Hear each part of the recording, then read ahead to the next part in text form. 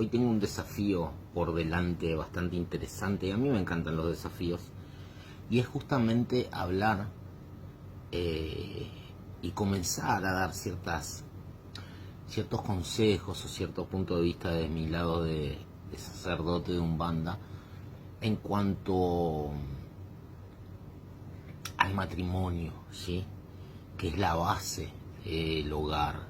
Y en Umbanda Argentina tenemos casi una obsesión, en el buen sentido de la palabra, con el hogar, la fortaleza del hogar y la protección y cimiento de los matrimonios, ¿no? Y busqué muchísimos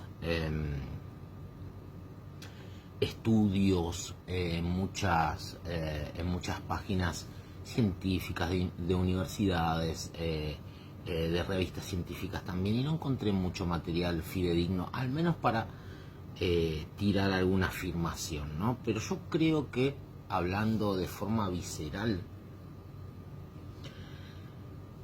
no voy a tirar porcentajes tampoco, pero creo que mayor al 50 o 60% de las causas de separación, de divorcio o destrucción del hogar, de un matrimonio, son los padres de alguno de los dos miembros de ese matrimonio, ¿no? Cuando se llega a una edad determinada, el agobio, la exigencia de los padres sobre la vida de los hijos se convierte en un infierno y en uno de los enemigos más letales que se tiene, ¿no? Los llamados de atención, los reclamos de decir, bueno, yo te cambié, te di de comer, te di la vida, y vos hoy no me das nada, ¿no? Esta posición de inversores, de padres inversores en los hijos, para cuando los hijos tienen su hogar o intentan armar su familia, ponerse en la posición de, bueno, ahora te toca a vos devolverme todo lo que yo te di, ¿no? Como si fuera un plazo fijo, una caja de ahorro, ¿no? Y esta situación es sostenida desde ciertas ramas de la psicología, desde ciertas ramas puntuales. Y sinceramente por el resultado, ya que, por ejemplo, el psicoanálisis hace hincapié, y el ordenamiento, los límites morales que tiene el psicoanálisis es si la persona está angustiada o no. Si hay una angustia, hay una crisis y hay algo que solucionar. Y ahí está el poder de la palabra, ¿no? Del paciente. Ahora, estos conflictos y estas exigencias y estas responsabilidades, que son por demás pesadas y para mi gusto fuera de lugar, no querrán saber cuántos quiebres, cuántas angustias, cuántas frustraciones, cuántas peleas generan en el hogar de ese hijo o de esa hija. Más en el contexto de Argentina, porque yo no sé en otros países llamados del primer mundo, pero acá en Argentina el contexto socioeconómico está duro para todos, es decir, para el jubilado o pensionado, y también para aquel que quiere emprender y construir un hogar. Entonces no es un punto de apoyo en donde justifiquemos esos reclamos, ¿no?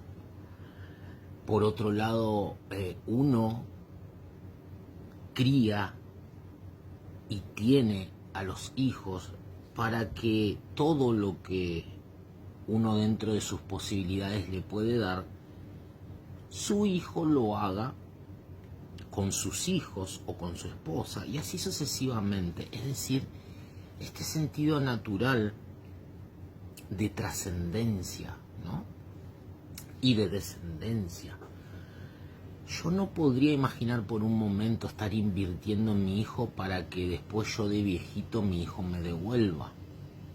Le arruinaría la vida con terrible responsabilidad.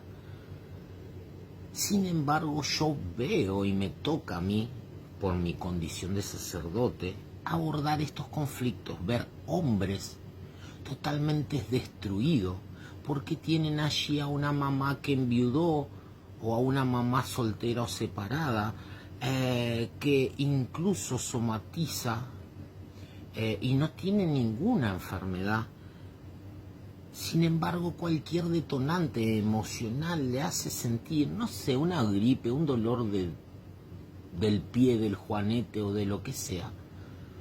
Se convierte en un infierno de reclamos hacia ese hijo. Es decir, deja absolutamente todo y vení a atender porque tu madre te necesita. Y vos nunca mirás por tu madre.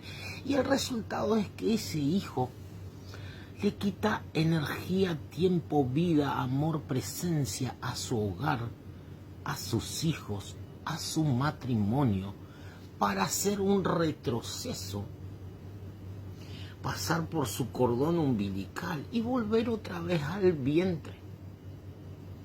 Estas situaciones, cuando se tornan una costumbre y son repetitivas y recurrentes, se generan un tumor muy difícil de extirpar. Una de las dos partes de ese matrimonio comienza reclamos lógicos. Comienzan a decir, pero escúchame, a tu hijo le falta zapatilla o tenemos que pagar la cuota del colegio. Y vos le estás dando o estás yendo todos los días de tu mamá y te vas a comer con tu mamá y te vas a comprarle no sé qué cosas a tu mamá y te va... Es decir, acá el límite está, porque si vos te parás del lado emocional, sentimental y moral, me puedes decir, pero bueno, ¿qué estás pretendiendo? ¿El abandono de persona o el abandono? No, no es el punto.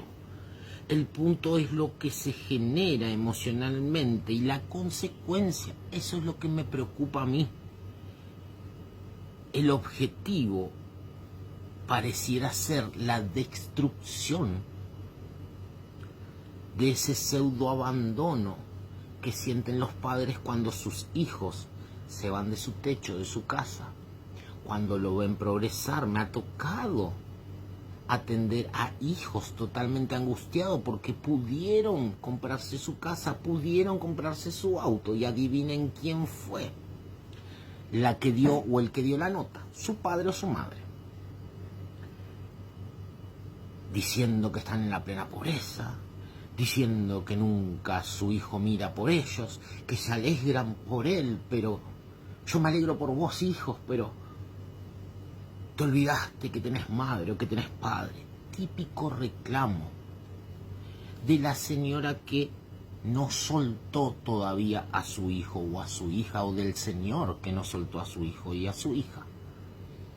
¿Y esto cómo se soluciona, Pai? Porque la mayoría vivimos algo así.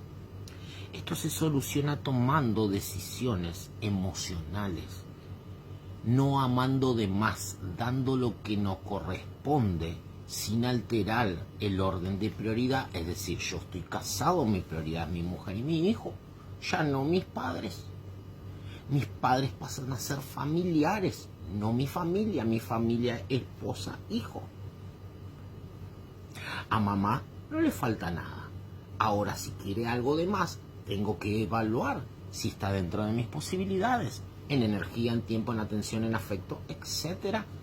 Tengo una esposa que me necesita, tengo mi hijo que me necesita, así funciona. El problema es cuando estamos disociados en órdenes de prioridad y estamos en el medio sin saber cuál de los dos es nuestro hogar, si el de mamá y papá, o el de mi esposa o el de mi esposo.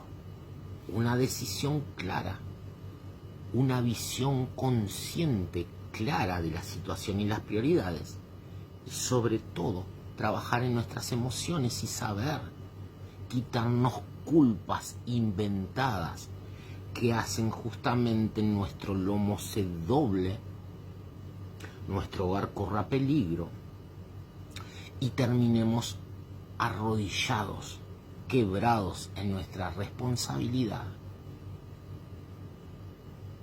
En realidad, en la responsabilidad que nos están poniendo en los gnomos y que no es nuestra.